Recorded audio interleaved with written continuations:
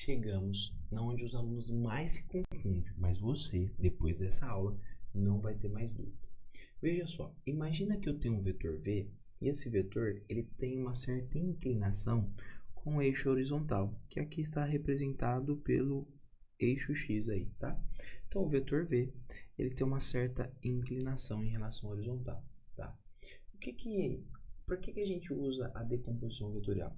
A decomposição vetorial é para que a gente possa somar vetores que estão na mesma direção. Então imagina que eu tenho, sei lá, um vetor vertical aqui, um horizontal para cá e um oblíquo para cá. E eu quero somar esses três. O jeito mais fácil de eu somar esses três aqui é se eu conseguisse pegar esse vetor aqui, ó, e jogasse ele uma componente horizontal e uma componente vertical, para facilitar a minha vida e não pensar nesse vetor aqui. O senhor não entende nada. Veja só, eu tenho um vetor que está aqui, oblíquo. Ele tem uma certa inclinação em relação a x. Só que esse vetor aí, o vetor v, eu posso reescrevê-lo como uma soma de um vetor aqui na direção de x, mais um vetor na direção de y. Vocês concordam comigo? Ó? Veja só, vx mais quem aqui? Vy.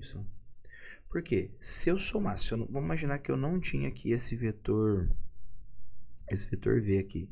Imaginar, não tem o vetor V. Vou apagá-lo. Se eu falasse para vocês, pessoal, agora soma para mim Vx mais Vy. Aí o que você iria fazer? Ah, professor, já sei.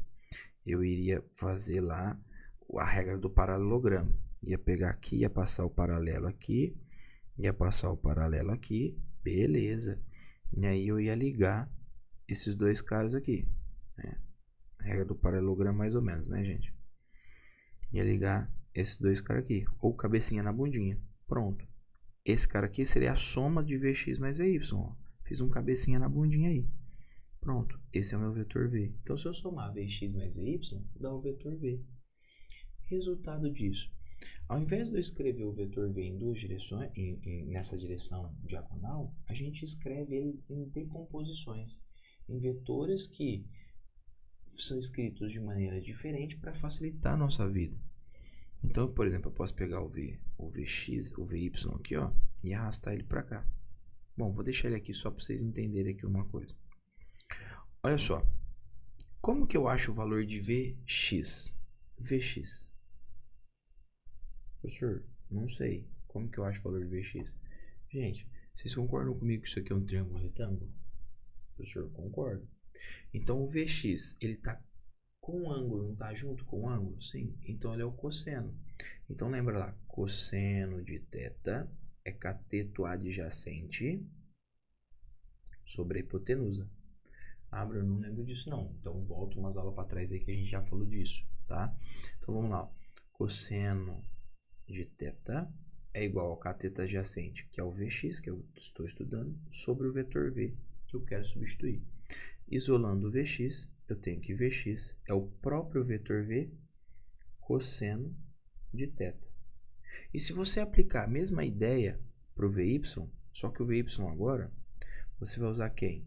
O seno, porque ele é o cateto oposto. Então vai ser cateto oposto sobre a hipotenusa.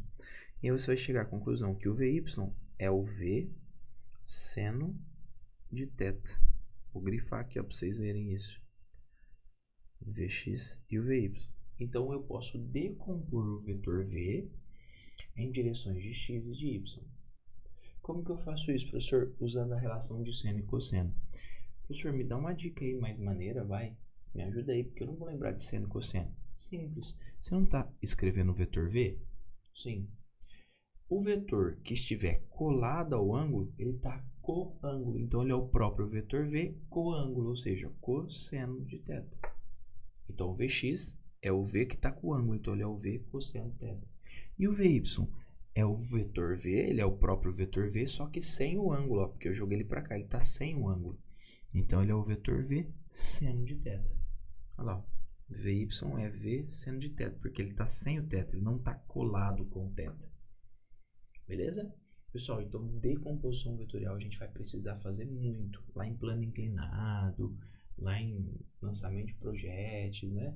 A gente tem que saber decompor vetores, tá? Então faz aí, pega aí com capricho, decompõe os vetores, faça a nossa lista, tá? A gente chegou então ao fim da nossa aula, ao fim do nosso cursinho aí de matemática aplicada para física, o embasamento para você poder caminhar com as próprias pernas, tá? Porque muitas vezes não adianta sabermos o conceito, temos que saber a matemática e saber fazer a continha. Eu sei que isso atrapalha muito a vida de vocês, mas a partir de hoje, assistindo todas as aulas com carinho, se pulou muita coisa, volta lá, vai com calma, ó. Eu fiz a gravação aqui. Eu sei que não deu mais de 2 horas esse curso completo, para você aplicar, ó, mergulhar de cabeça na física sem dificuldade.